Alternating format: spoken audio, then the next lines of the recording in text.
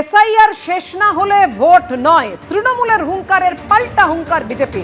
তৃণমূলের চক্রান্তেই ভোটারদের নাম বাদ, অভিযোগের নিষ্পত্তি না হলে ভোট নয়। কি বলেছেন বিজেপির রাজ্য সভাপতি শ্রমিক ভট্টাচার্য, দেখুন প্রত্যেক রাজনৈতিক দলের অধিকারও আছে কথা বলার। আমরাও তো বলছি নো এসআইআর নো ভোট।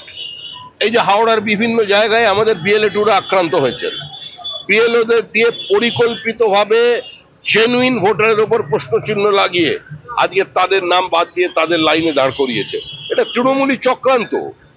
সুতরাং আমরাও বলছি আমাদের ফর্ম 7 আমাদের অভিযোগ যা ছিল সেগুলোকে অ্যাড্রেস করতে হবে, তার শুনানি করতে হবে। তাছাড়া আমরা নির্বাচনে অংশগ্রহণ করব না। মাঝপথে এসআইআর বন্ধ করে দেওয়া যাবে না। No SIR no vote. রথের প্রথা শুরু করলে উল্টো রথও কিন্তু করতে হবে। বিজেপির পরিবর্তন যাত্রা নিয়ে আক্রমণ করেছেন অভিষেক বন্দ্যোপাধ্যায়। কি বলেছেন শোনাবো। বিজেপির কোন নেতা রথ নিয়ে যখন যাবে, রথ তো না, ম্যাটাডোর, ওটাকে উল্টো রথ বলবে। উল্টো রথ, রথের প্রথা শুরু হলে উল্টো রথের প্রথা দিয়ে শেষ করতে হয়। আবার কিন্তু গুজরাট মধ্যপ্রদেশে যেতে হলে ওই ম্যাটাডোর করে রথে করে চড়ে যেতে হবে। ওটাকে সযত্নে সাজিয়ে রাখতে বলবেন। ওটা ম্যাটাডোর না, 5 স্টার হোটেল গাড়ি, বাস। ভলভো বাসের থেকেও সুপার ভলভো, তাতে খাওয়া দাওয়া থাকা কিচেন আরাম সব আছে। তাহলে ভাবুন,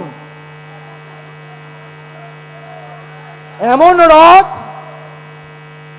রথ যেখানে খাওয়া হচ্ছে, শোয়া হচ্ছে, মল ত্যাগ করা হচ্ছে, মূত্র ত্যাগ করা হচ্ছে, মল মূত্র সব ত্যাগ করা হচ্ছে।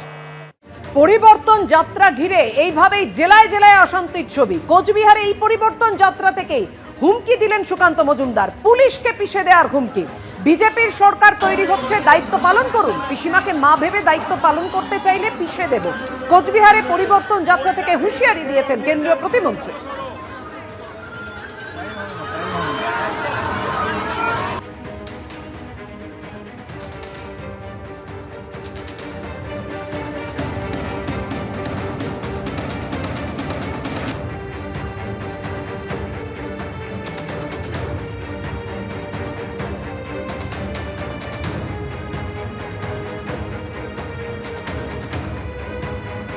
দেখুন পুলিশের ভাইরা, আমি শুনলাম এখানে একজন নতুন অফিসার এসেছে, তার নাম নাকি দিগ্বিজয় নাকি। পরিষ্কার বলে দিচ্ছি, যতখানি আপনার দায়িত্ব ততখানি পালন করুন। পিসিমাকে মা মনে করে যদি দায়িত্ব পালন করতে যান, আমরাও কিন্তু টাইম মেলে পিছিয়ে দেবো, তখন কিন্তু মাথায় রাখবেন। সোমবার নির্বাচন কমিশনের ফুল বেঞ্চ আসছে, তার আগেই ধর্নায় মুখ্যমন্ত্রী মমতা বন্দ্যোপাধ্যায়। এসআইআর নিয়ে আক্রমণের ঝাঁজ বাড়িয়ে ধর্মতলায় ধর্নায় মমতা বন্দ্যোপাধ্যায়। নির্লজ্জ বেহায়া বিজেপি, তাদের দালাল নির্বাচন কমিশন, এভাবেই আক্রমণের সুর আরো চড়া করলেন মমতা বন্দ্যোপাধ্যায়। যে 22 জনকে এই এসআইআর লিস্টে লজিস্টিক্যাল ডিসক্রিপেন্সি বের করতে গিয়ে মৃত ঘোষণা করেছেন, কিন্তু তারা জীবিত আছেন। আর কিছুক্ষণের মধ্যেই তাদের আমি মঞ্চে হাজির করব। এসআইআরে মারা গেছে এরকম দিল্লিতে যারা গেছিল, তাদের 8টা পরিবারও আসবে, তারাও এখানে বসবে। কিন্তু যারা বেঁচে আছেন অথচ মৃত হিসেবে ঘোষণা করেছেন, লজ্জা রাখার জায়গা নেই। নির্লজ্জ বেহায়া বিজেপি পার্টি অ্যান্ড তাদের দালাল কমিশন। মনে রাখবেন, আমরা ইঞ্চিতে ইঞ্চিতে কাজ করি, তাই আমরা খুঁজে বের করি। তাদের আমি এখানে প্যারেড করাবো। আজকে কলকাতাতে কার জন্য ধর্ণা? বেকার যুবকের জন্য না, শিল্পের জন্য না, কৃষকের জন্য না, নারী সুরক্ষার জন্য না, শিক্ষার জন্য না, স্বাস্থ্যের জন্য না, আরো বন্দর, আরো বিমানবন্দর, আরো রেল লাইনের জন্য নয়। মমতা ব্যানার্জি কলকাতাতে বসে আছেন ধর্নাতে বাংলাদেশি মুসলিম অনুপ্রবেশকারীদেরকে বাঁচানোর জন্য।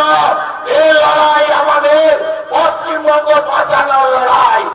আজকে ধর্ণামঞ্চ থেকে মুখ্যমন্ত্রীর সঙ্গে দুর্ব্যবহারের অভিযোগে মুখ্য নির্বাচন কমিশনারকে বেলাগাম আক্রমণ করেছেন তৃণমূল সাংসদ কল্যাণ বন্দ্যোপাধ্যায়। তিনি বলেছেন, তুমি মুখ্য নির্বাচনী কমিশনার না হলে আঙুল কেটে দিতাম। কি বলেছেন শোনাবো।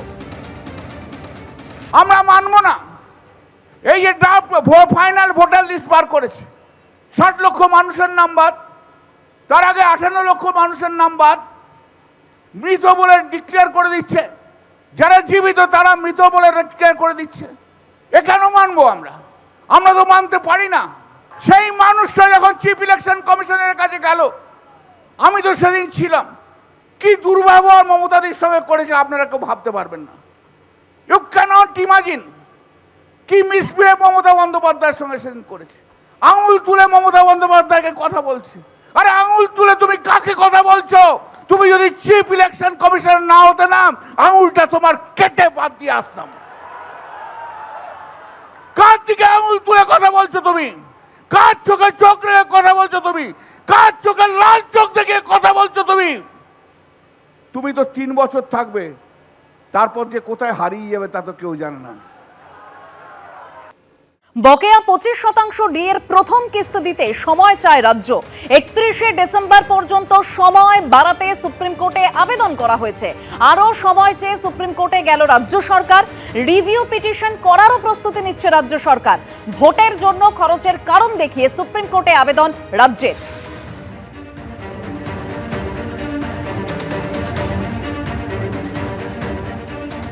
এবিপি আনন্দ, এগিয়ে থাকে, এগিয়ে রাখে।